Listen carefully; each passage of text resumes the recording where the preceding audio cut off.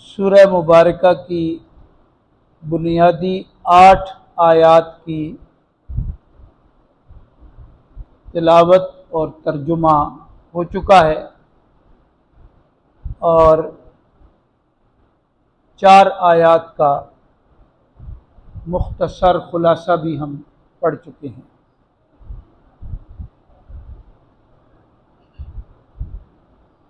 گزشتہ نشست میں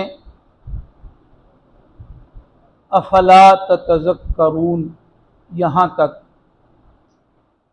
خلاصہ آیات بیان ہو چکا ہے۔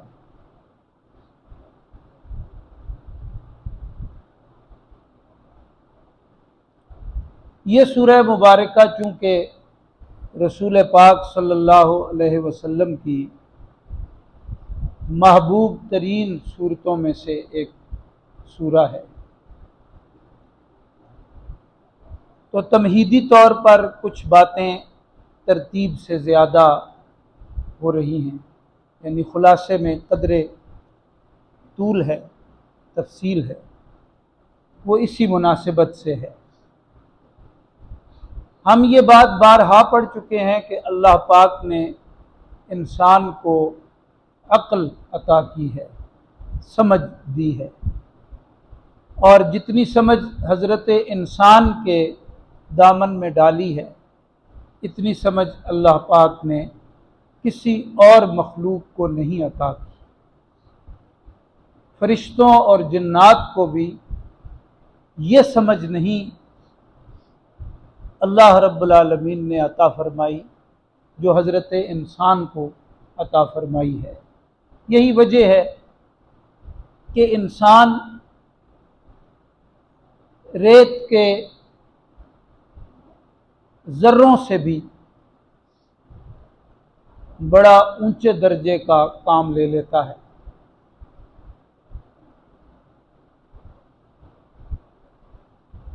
گویا کہ دریافت کا مادہ اس کے اندر موجود ہے۔ تخلیق تو اللہ پاک کے سوا کوئی نہیں کر سکتا، یہ ہم نے سورہ مبارکہ کی بنیادی آیات کے جو 2 سبق گزرے ہیں ان میں تفصیل سے پڑھی ہے کہ تخلیق تو اللہ رب العالمین کا خاصہ ہے، کیونکہ خالق اللہ پاک بغیر کسی سابقہ نقشے کے اور بغیر کسی سابقہ ساز و سامان کے، میٹیریل کے، اللہ پاک جو چاہے بنا لیتے ہیں، تو یہ تخلیق ہے۔ خالق صرف اللہ پاک ہے، انسان میں دریافت کا مادہ ہے۔ اب اگر تنکے میں جو بظاہر تنکا ہے لیکن اس کے وجود میں اللہ پاک نے کیا کیا نعمتیں پوشیدہ رکھی ہوئی ہیں، تو ان میں سے بعض تک رسائی کی صلاحیت اس کے پاس ہے۔ پانی سے بجلی بناتا ہے انسان، فضا میں اڑتا ہے بڑے بڑے وزن لے کے، زمین پہ جنہیں ہلانا مشکل ہے۔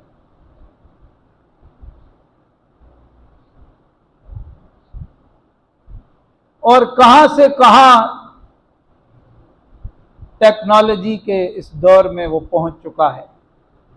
تو یہ دریافت کا جو مادہ ہے یہ سمجھ ہے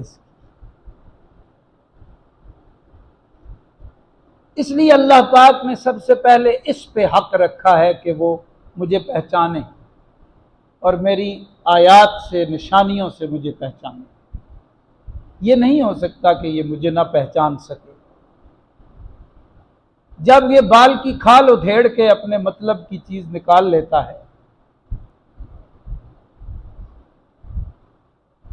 یہ سطح سے تہ میں اتر کر اپنی سہولت کی چیز کو دریافت کر سکتا ہے،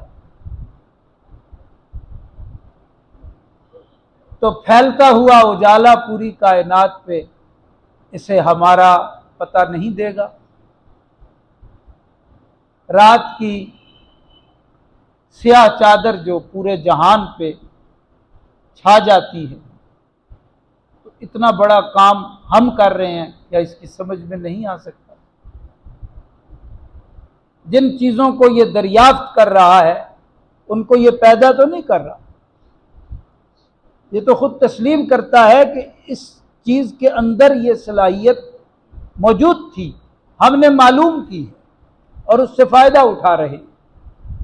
تو یہ جو نشانیاں ہیں یہ دو طرح کی ہیں، کیونکہ انسان مرکب ہے جسم کا اور روح کا، اسے دو طرح کے دلائل چاہیے اپنے رب کی معرفت کے لیے۔ روحانی دلائل بھی چاہیے، مادی دلائل بھی چاہیے۔ تو اللہ پاک نے دو طرح کے دلائل حضرت انسان کے سامنے رکھے، تنزیلی دلائل اور تکوینی دلائل۔ جس طرح سورہ مبارکہ کے شروع میں فرمایا تنزیل الکتاب، پھر آپ دیکھیں آیت نمبر 3 سے آگے فرمایا اللہ الذی خلق السماوات والارض، تنزیل الکتاب لا ریب فیہ من رب العالمین۔ یہ جو کتاب ہے قرآن شریف ہے، اس میں کوئی شبہ نہیں کہ یہ پروردگار عالم کی طرف سے اتارا گیا ہے، اور فرمایا اللہ ہی ہے جل جلالہ جس نے آسمانوں کو اور زمین کو پیدا کیا اور جو کچھ ان کے درمیان میں ہے، وما بینہما۔ تو یہ دو طرح کے دلائل اللہ رب العالمین نے حضرت انسان کو عطا کیے ہیں کہ ان سے اپنی وقتی ضرورتیں بھی پوری کرے اور ہم تک رسائی کرے، ہم تک پہنچے، ہمیں پہچانے، ہمیں مانے اور ہم سے جڑ جائے۔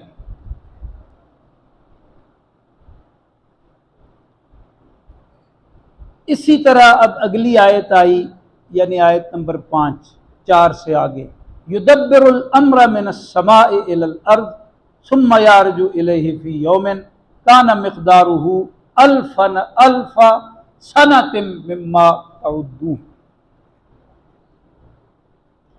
یعنی ایسا نہیں ہے کہ صرف آسمانوں کو اور زمین کو اور جو کچھ ان دونوں کے درمیان ہے ان سب کو اللہ پاک نے تخلیق کر دیا ہے، پیدا کر دیا ہے، نہیں، وہ مدبر بھی ہے، تدبیر کائنات بھی، اور کائنات کا ہر کام جو ہے وہ بھی کرنے والی ذات اللہ پاک کی ہے۔ اور اس میں ترتیب یہ ہے کہ من السماء الی الارض، یہ آسمان سے زمین کی طرف ہر معاملے کی تدبیر اللہ پاک فرماتے ہیں۔ مفسر حضرات نے قرآن شریف کے مبتدیوں کے لیے آسان بات ارشاد فرمائی کہ اس کو اس طرح سمجھو کہ زمین سے ایک چیز تمہاری سہولت کے لیے، ضرورت پوری کرنے کے لیے پیدا ہو رہی ہے، کھیت کھلیان ہیں، باغات ہیں، اناج اگ رہا ہے، پھل میوہ جات باغوں میں، یہ سب یہاں کا نقشہ ہے، لیکن اس کا حکم جو ہے وہ وہاں سے اترتا ہے۔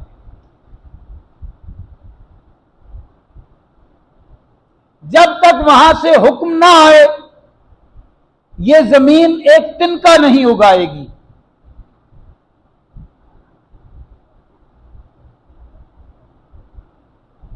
بڑے بڑے باغات میں آپ کو ایک خوشہ کیا، آپ کو ایک دانہ اس کا اس کی کوئی کاش بھی نصیب نہیں ہوگی اگر وہاں سے حکم نہ آئے۔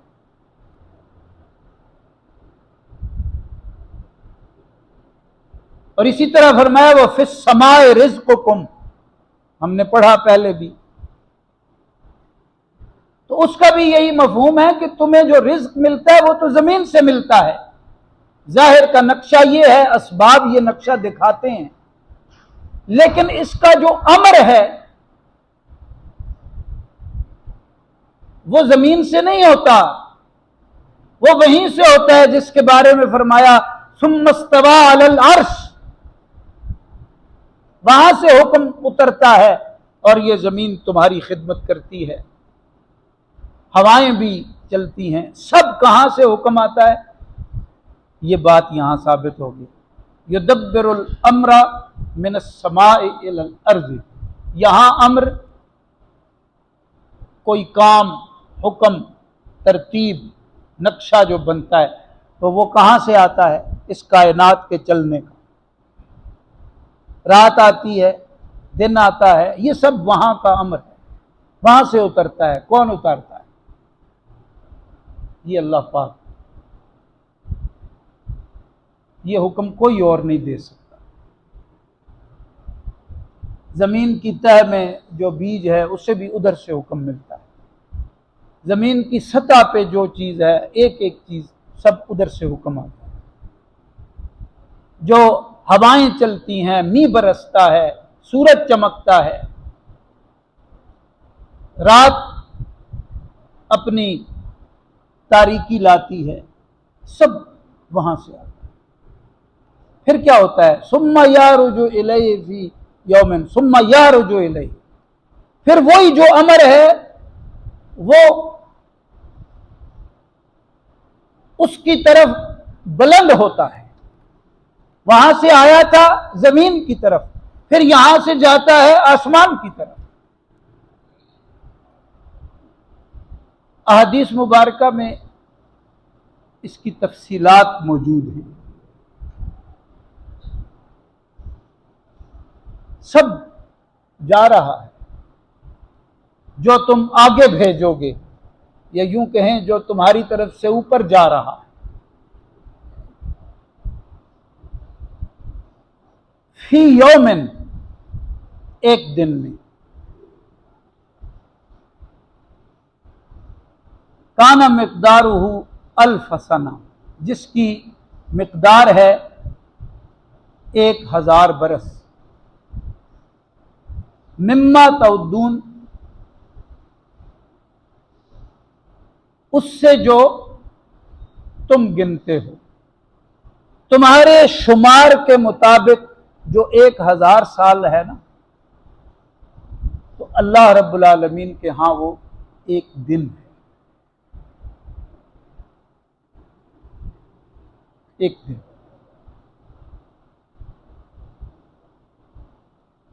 اور سب سے بڑا دن جو ہے وہ قیامت کا ہے، جس کے بارے میں فرمایا کہ مقدارہ 50 الف سنہ، 50,000 سال کا ایک دن۔ پھر اس کے بعد جو آخرت کا ہر دن ہے اس کے بارے میں فرمایا وہ اللہ پاک کی ترتیب کا دن ہے، ہماری دنیا کی ترتیب کا نہیں ہے، یعنی وہ 1000 سال کا ایک دن ہے۔ مفسر حضرات فرماتے ہیں اس کائنات کے لیے اللہ رب العالمین نے 1000 سال کا ایک نقشہ رکھا ہوا ہے۔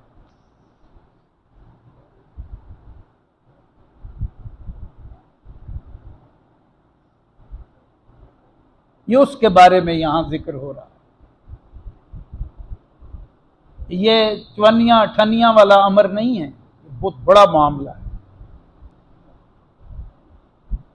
1000 سال کا جو اس کائنات میں پورا نقشہ بنتا ہے نا، یہ اس کی بات ہو رہی ہے۔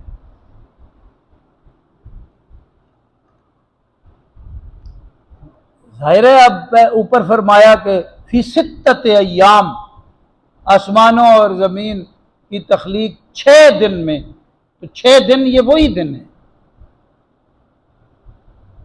1000 سال کا ایک دن ہے، تو یہ 6000 سال کی بات ہے۔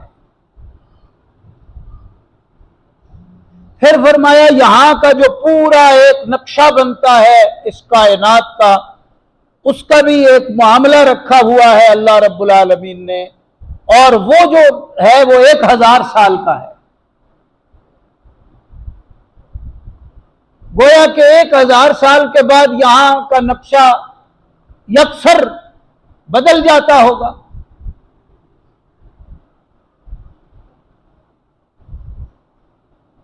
تو جو کچھ اس کائنات کے لیے آزمائش ہے، امتحان ہے، اللہ رب العالمین نے اپنی حکمت سے رکھا ہوا ہے، اور یہاں جو جو کچھ ہو رہا ہے، جس سے امتحان لیا جا رہا ہے وہ کر رہا ہے، تو اس کا پورا ایک سلسلہ مرتب ہو جاتا ہوگا 1000 سال پہ۔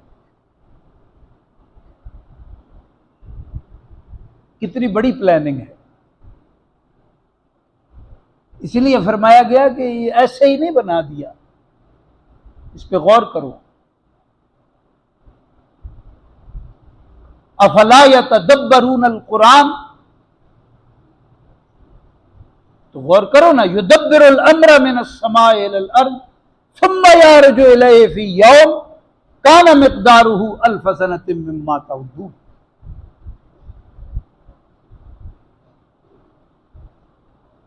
کتنا بڑا اہتمام ہے اللہ رب العالمین کا، اور فرمایا انسان یہ سب تیرے لیے کیا ہے، اور اس لیے تجھے یہ سب دلائل دیے ہیں، اتنا بڑا نظام تیرے سامنے رکھا ہے کہ تجھے سمجھ آ جائے کہ اللہ رب العالمین کے سوا کوئی اور یہ نہیں کر سکتا۔ تکوینی دلائل کو دیکھتا ہے انسان تو اس کی سمجھ بھٹکنے کا شکار ہو سکتی ہے کہ یہ کون ہے جس نے اتنا بڑا نظام مرتب کیا ہے۔ تنزیلی دلائل اتارے کہ بھٹکنے کی ضرورت نہیں، میں اللہ ہوں جس نے تیرے لیے یہ سب کچھ کیا، مسئلہ حل ہو جاتا ہے۔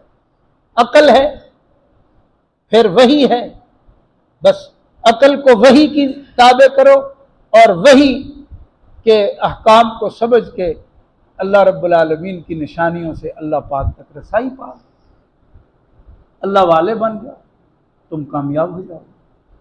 یہ سورہ مبارکہ شروع میں ہی یہ بات سمجھا ہے۔ ذالک عالم الغیب والشہادۃ العزیز الحکیم، یہ عالم الغیب ہے، عالم یہ اللہ کی ذات ہے جو غیب کو بھی اور ظاہر کو بھی کلی طور پہ جاننے والی ذات ہے۔ یہ جو باتیں اللہ پاک بتا رہے ہیں یہ کون جانتا ہے، کس کی سمجھ کی باتیں ہیں؟ پھر دیکھو یہ باتیں جو قرآن کہتا ہے یہ کائنات زمین آسمان کی یہ بیسک بنیادی طور پہ اس کو 6000 سال میں تخلیق کیا گیا، اور تخلیق ہم پڑھ چکے ہیں کہ یہ ایک دم سے نہیں بتدریج ہوتی ہے، بتدریج ہوتی ہے۔ اب جو تحقیقات کرنے والے بڑے بڑے شاہ دماغ ہیں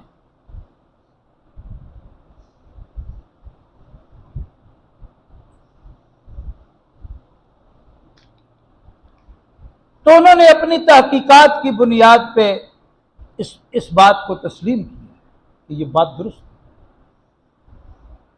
پھر فرمایا ان کو اکٹھا ہی کہیں چھوڑ دیا تھا، پھر انہیں الگ کیا گیا ہے، اس بات کو بھی انسان کی تحقیق نے تسلیم کیا، رد نہیں کر سکا۔ یہ باتیں کون جانتا ہے؟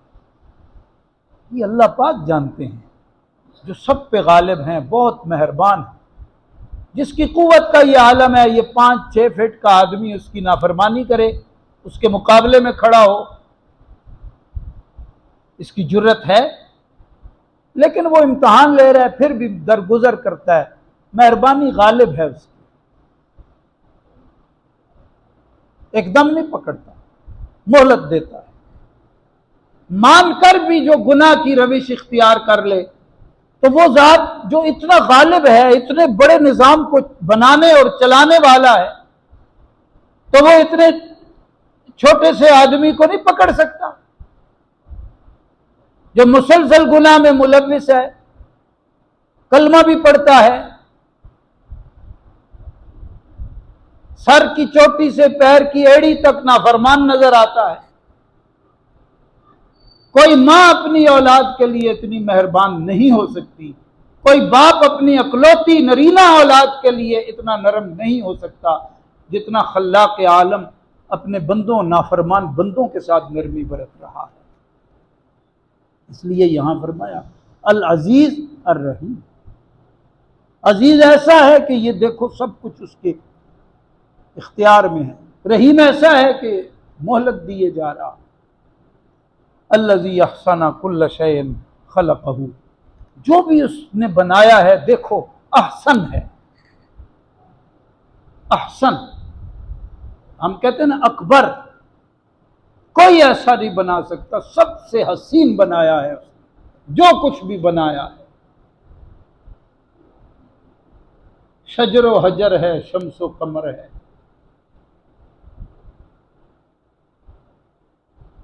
ز فرش تا عرش جو جو شے بنا دی وہ حسین ترین بنائی ہے۔ احسن اس میں تفضیل ہے، حسین ترین بنائی ہے۔ لیکن سب سے حسین تخلیق لقد خلقنا الانسان فی احسن تقویم، انسان جیسا کچھ نہیں بنایا، ہر چیز کو عیبدار نہیں بنایا۔ وَبَدَأَ خَلْقَ الْإِنسَانِ مِنْ طِينٍ، اور انسان کی جو پیدائش کی ابتدا کی ہے وہ گارے سے کی ہے۔ 6 سے 8 مراحل کو قرآن شریف مختلف مقامات پہ بیان فرماتا ہے، تو یہاں پہ ابتدا کی بات ہو رہی ہے، تو اس سے کون مراد ہیں؟ آدم علیہ السلام، چونکہ نبی علیہ السلام نے فرمایا تم سب آدم علیہ السلام کی اولاد ہو، نام لیا کلکم من آدم، اور اللہ پاک نے فرمایا تم ایک ماں باپ کی اولاد، انا خلقناکم من ذکر و انثی۔ تو سلسلہ انسانیت کا جو حرف آغاز ہے وہ بندر نہیں ہے، وہ پیغمبر ہے، اور وہ کون ہے؟ وہ سیدنا آدم علیہ السلام ہیں۔ اور ان کو کس سے پیدا کیا؟ گارے سے، مٹی سے، کہیں فرمایا سیاہ گارے سے، سڑے ہوئے کالے گارے سے۔ تو ظاہر ہے وہ جو مٹی کو مختلف مراحل سے، وہ 6 مراحل جو بیان ہوتے ہیں، تو ان سے گزار کے کھنکتی ہوئی ٹھیکری سے، تو وہ ایک پروسیس ہے، تو اس پروسیجر کو پورا اللہ پاک نے مختلف جگہوں پہ بیان کیا ہے وہی بات ہے کہ مٹی سے پیدا کی، یہ ابتدا ہے ہماری، اور یہاں کی جو انتہا ہوگی وہ یہی ہے، اور اس سے مراد وجود ہے انسان کا۔ اس پر پھر حضرت عبداللہ بن عباس کی جو حدیث آتی ہے، روایت حدیث بڑی مستند ہے، روح کا آنا وہ پھر بعد کا کام ہے، وجود پہلے ماں کے بطن میں، رحم مادر میں بننا شروع ہوتا ہے، وہ 40 دن کے 3 مراحل گزار کے پھر ایک وجود کی شکل بنتی ہے، 4 مہینے کے بعد پھر فرشتہ روح پھونکتا ہے اس میں، وہ حدیث پاک میں ہم نے پڑھا ہے۔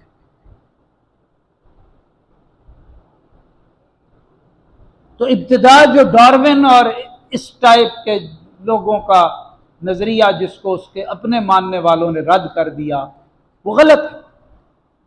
پہلا انسان ہے، ایسا نہیں ہے کہ پہلے کچھ اور تھا پھر کچھ اور بنا، پھر یوں ہوا پھر یوں ہوا، سب قرآن شریف نے رد کر دیا، تو پھر آگے کچھ اور کیوں نہیں بنا؟ اگر یہ تبدیلی تھی تو پھر اس کو روکا کس نے ہے؟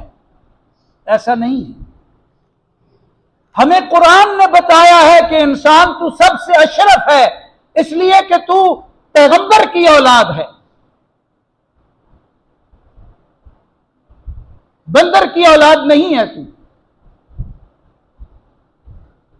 ثم جعل نسلہ، پھر جو افزائش نسل ہوئی اس کی، من سلالۃ من ماء مہین،